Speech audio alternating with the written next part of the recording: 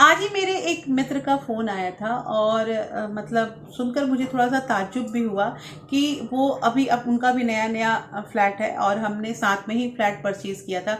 लेकिन उन्होंने कहा कि मैं अपना फ्लैट बेचने जा रहा हूँ और उन्होंने परचेज़ करने के लिए वो मैसेज जो है वो ग्रुप में डाल भी दिया है। तो दोस्तों मुझे थोड़ा सा मतलब अच्छा नहीं लगा, तो मैंने आगे उनसे डिस्कस किया कि अब आपका तो अच्छा ही चल रहा था, क्या रीज़न है कि आप फ्लैट को बेचना चाह रहे हो? और मतलब रेट तो अच्छे मिल रहे हैं, लेकिन ऐसा क्या रीज़न है, क्योंकि अभी तो इसके और रेट बढ़ेंगे। ऐसे करके मैंने उनसे बात की और अभी कुछ दिन पहले, मतलब आप समझो कि 8-9 महीने पहले ही उन्होंने एक गाड़ी भी खरीदी है। तो मुझे लग रहा था कि इनका घर तो सही ही चल रहा है, लेकिन अचानक ऐसा क्या हुआ? तो उन्होंने उतनी तो बातें मुझे नहीं बताई, लेकिन थोड़ा कुछ बात से मुझे ये पता चला, अंदाज़ा लगा कि वो कह रहे हैं कि मैं अपनी सैलरी में मैनेज नहीं कर पा रहा हूँ और मुझे थोड़ी दिक्कत आ रही है और दैट्स वाई मैं अपना जो फ्लैट है वो बेचना चाह रहा हूँ। दोस्तों, यहाँ मुझे समझ में आया कि मिडिल क्लास फैमिली किस चीज़ में फंस रही है।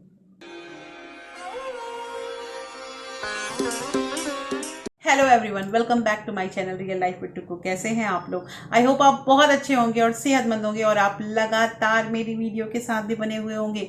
दोस्तों, आज की वीडियो हम बात करेंगे कि आखिर वो कौन सी चीज़ें होती है जिसमें हम लोअर मिडिल क्लास, हम मिडिल क्लास पूरी तरह से फंस गए हैं और हम न चाहते हुए भी हमारी जो पैसे हैं, हमारी जो सैलरी है वो खर्च हो रही है, हम पैसे बचा नहीं पा रहे हैं, हम उन पैसों को कहीं भी इन्वेस्ट नहीं कर पा रहे। ऐसा क्यों हो रहा है? तो दोस्तों, इसके लिए 3 ऐसी चीज़ें मैं आज आपको बताऊंगी ना, जिसकी जानकारी हम लोग को होनी चाहिए। देखिए, जैसे एक ट्रैप होता है ना, जैसे घर में अगर चूहा वगैरह हो जाता है तो हम चूहेदानी लेकर आते हैं ना, और उस चूहेदानी में हम मतलब रोटी, ब्रेड या फिर चीज़ कुछ भी लगा के और छोड़ देते हैं और कुछ देर के बाद चूहा उसमें आगे फंस जाता है। सिमिलरली मिडिल क्लास के साथ भी यही चीज़ हो रहा है। हम मिडिल क्लास वाले जो हैं ऐसे ट्रैप में फंस जा रहे हैं जहां हमें भी कुछ ऐसा लुभावना ऑफर और ये सब चीज़ें दिखा दी जाती है और हम उसमें जाते हैं एज लाइक चूहा और हम उसमें फंस जाते हैं। तो उन चीज़ों से अगर हमें दूर हटना है तो इन 3 चीज़ों की जानकारी हम लोग को होनी चाहिए। दोस्तों, ये वीडियो बहुत इंटरेस्टिंग है, इसलिए इस वीडियो के अंत तक ज़रूर बने रहिएगा, क्योंकि अंत का जो पॉइंट है वो बहुत ज़्यादा महत्वपूर्ण है। लेकिन वीडियो स्टार्ट होने से पहले एक नम्र निवेदन है कि अगर आप लोगों ने अभी तक रियल लाइफ विद टुकू को सब्सक्राइब नहीं किया है तो प्लीज़ सब्सक्राइब कर लीजिए अपने इस चैनल को, और साथ में जो बेल आइकन है उसे भी जरूर प्रेस कर दीजिएगा, ताकि ऐसे ही इंटरेस्टिंग वीडियो के नोटिफिकेशन आपको मिलते रहें। दोस्तों, वीडियो पसंद आए तो एक लाइक जरूर कर दीजिएगा। तो चलिए स्टार्ट करते हैं वीडियो को। देखिए, सबसे पहला हमारे पास क्वेश्चन आता है कि मिडिल क्लास फैमिली आइडेंटिफाई कैसे करे कि कौन सा चीज़ हमारे लिए कॉस्टली है या कौन सा चीज़ जो है वो हम ले सकते हैं, मतलब उसको लेने में हमारा जो बैलेंस है वो नहीं बिगड़ेगा, हमारा जो बजट है वो नहीं बिगड़ेगा। इसके लिए मैं आप लोगों को बहुत एक अच्छा मतलब नियम बताऊंगी।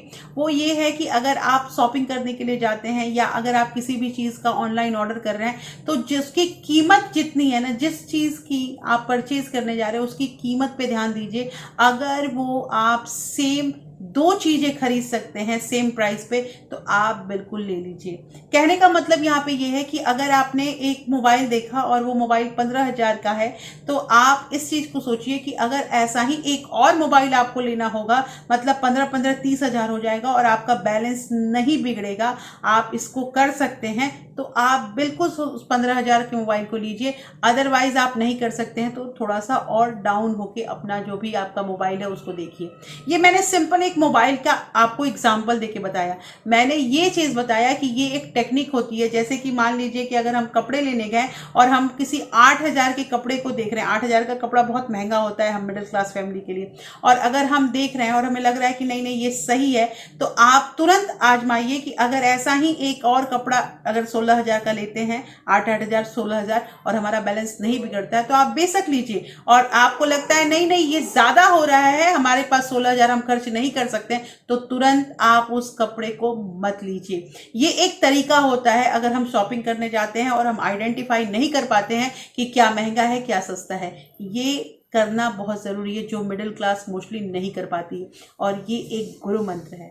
दूसरी चीज यहाँ पे ये आती है दोस्तों कि आजकल जो मिडिल क्लास जिस ट्रैप में फंस रहा है, वो मतलब ये हर जगह देखने आता है। उसमें ये होता है कि हम एजुकेशन में बहुत पैसे खर्च कर रहे हैं, ना, मैं ऐसा नहीं कह रही हूँ कि एजुकेशन में बहुत खर्च कर रहे हैं इसका मतलब हमें बच्चों को पढ़ाना ही नहीं है। हमें बच्चों को पढ़ाना है, लेकिन अपने स्तर पे पढ़ाना है। देखिए ऐसा है ना कि जब सोसाइटी में, समाज में हम रहते हैं ना, तो हम देखते हैं कि उनका बच्चा इस स्कूल में जा रहा है, उनका उस स्कूल में जा रहा है, अरे वो स्कूल बहुत महंगा है, वो स्कूल में बहुत अच्छी पढ़ाई होती है, वहाँ के टीचर बहुत क्वालिफाइड है। तो हमारे मन में भी होता है कि अब स्टेटस सिंबल की बात आ गई है तो हम अपने बच्चों को वहाँ पढ़ाएंगे। बेशक उस बच्चे को वहाँ पढ़ाएंगे ऐसा हम सोच लेते हैं, लेकिन आपको पता है जब हम अपने, मतलब मैं यहाँ पे यही बोलूँगी कि अपने औकात से बाहर वाले स्कूल में अपने बच्चों को अगर डाल देते हैं ना, और वो बच्चे उन बच्चों के संगत में रहते हैं जहाँ उनको पैसे खर्च करने में या जो उनका लाइफ स्टाइल है वो बच्चे देखते हैं, तो हमारे बच्चों के अंदर इन्फीरियरिटी कॉम्प्लेक्स आ जाता है।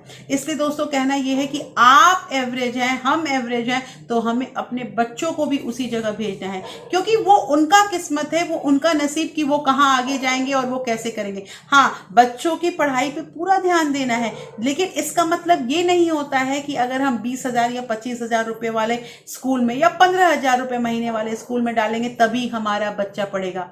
पढ़ने वाला बच्चा हर जगह पढ़ लेता है, लेकिन करना यह है कि उस स्कूल के भी माँ बाप ऐसे होते हैं कि उस स्कूल में भी, जो महंगे से महंगे स्कूल में बच्चे पढ़ते हैं, उनके माँ बाप को भी उनको घर में देखना पड़ता है ना बच्चों को, कि बच्चे क्या कर रहे हैं क्या नहीं। तो सिमिलर वेज में बच्चों पे पूरा प्रॉपर ध्यान रखना है, और ये उम्र है कि हम अपने बच्चों को अच्छा बनाएं। तो ज़रूरी नहीं है कि इसके लिए हमें महंगे से महंगे स्कूल में या एजुकेशन बहुत महंगा दे देंगे तभी हमारा बच्चा पढ़ेगा। यहाँ मिडिल क्लास फैमिली इस ट्रैप में बहुत ज़्यादा फंसी हुई है। तीसरी चीज़ यहाँ पे ये आती है दोस्तों की, जो नॉर्थ इंडिया में या फिर हमारे मिडिल क्लास फैमिली में शादियों में हम बहुत पैसे खर्च करते हैं। देखिए शादी हुआ या कोई छोटा मोटा फंक्शन अगर हम कर रहे हैं ना, तो हमारा जो स्टेटस सिंबल है ना वो ऊपर रहना चाहिए। अब उसके लिए हर एक चीज़ हम अच्छा करेंगे। हम खाने में ऐसा नहीं है, हम जब तक उसमें 5 तरह की सब्जी 4 तरह की सब्जी नहीं रखेंगे लोग क्या कहेंगे। हमें मिठाई भी अगर रखनी है, स्वीट्स भी रखनी है, तो कम से कम 3-4 तरह का होना चाहिए, लोग क्या कहेंगे। आपको पता है एक चीज़ कि ये लोग क्या कहेंगे और लोग क्या नहीं कहेंगे, ये जो हम सोच के काम करते हैं ना, अगर हम कुछ अच्छा करें ना फिर भी ये लोग कहेंगे कि इसमें ये कमी है, ये कमी है। ये चीज़ सोच के हम आगे नहीं चल सकते हैं। हमें अपना पॉकेट देखना है, हमें ये जानना है कि हम क्या कर रहे हैं क्या नहीं कर रहे हैं, तो आपको उसी तरह से काम करना है। लोग क्या कहेंगे या लोग क्या सोचेंगे, ऐसी अगर हम परवाह करें तो कभी आगे बढ़ ही नहीं पाएंगे, जो हम मिडिल क्लास फैमिली में नहीं होता है। मैंने बहुत घर को ऐसा देखा है कि माँ बाप जिंदगी भर पैसा काट काट के, पैसा बचा बचा के, फादर एक से एक ओवर टाइम करके पैसे बचाता है कि मुझे अपने बच्चों की शादी करनी है, और वो पैसा एक रात में बस शादी में खर्च हो जाते हैं। माँ बाप की इतने साल की, 20 साल 25 साल की कमाई। लेकिन आपको पता है कभी कभी कितना अफसोस होता है, शादी आपने बहुत अच्छे से कर दिया लेकिन आपका बच्चा शादी के बाद खुश नहीं है, उसे तरह तरह के प्रॉब्लम अगर उसको मिल रहे हैं, तो पता है कितना दुख होता है माँ बाप को। और मैंने बहुत घर ऐसे देखे हैं दोस्तों जहाँ पे फादर लोन लेके अपनी बेटी का शादी करवा रहा है, और बाद में वो लोन भरने में, शादी के बाद आप सोचिए एक फादर की उम्र कितनी हो जाती होगी, और अपनी बच्ची की शादी के बाद, और फिर भी वो अपने लोन को भरने में और आधी जो जिंदगी है उसको बिता देते हैं। ये बहुत मतलब कष्टदायी होता है।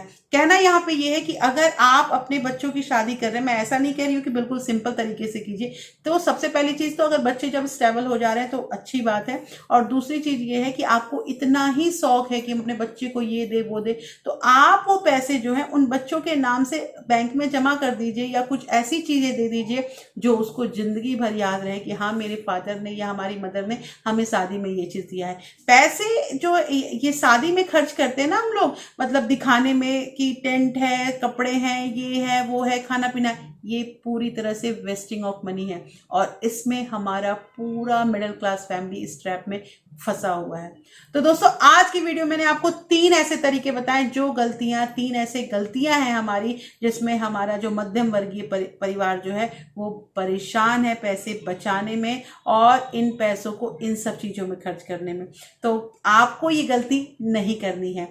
कैसी लगी आज की वीडियो मुझे जरूर बताइएगा। होपफुली ये वीडियो आपको अच्छी लगी है, और अच्छी लगी है दोस्तों तो आप इस वीडियो को अपने फ्रेंड्स और फैमिली के साथ शेयर भी कर सकते हैं। और फिर मैं मिलती हूँ आपसे ऐसे एक इंटरेस्टिंग वीडियो के साथ। तब तक अपना प्यार और सपोर्ट ऐसे ही बरकरार रखिएगा। Thank you, thanks for watching.